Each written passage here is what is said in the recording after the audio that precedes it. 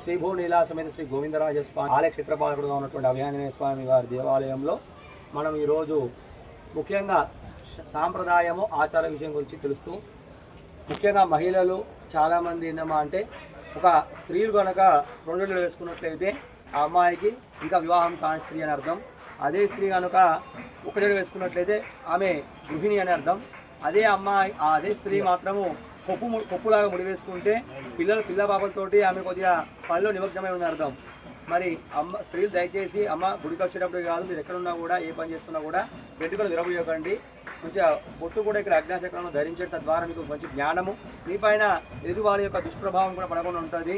అంతే చేతి గాలి వేసుకోవడం వల్ల కూడా చక్కటి మంచి సౌభాగ్యాన్ని కూడా ఆ అమ్మవారు ప్రసాదిస్తుంది.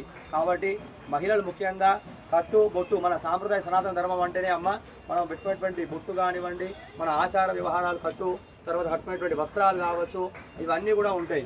కాబట్టి ఇవన్నీ ధరించాలి, పాటించాలని కోరుతూ మేము మరొకసారి స్వామివారికి మంగళాశాసనం చెప్తున్నాం. జై శ్రీమన్నారాయణ.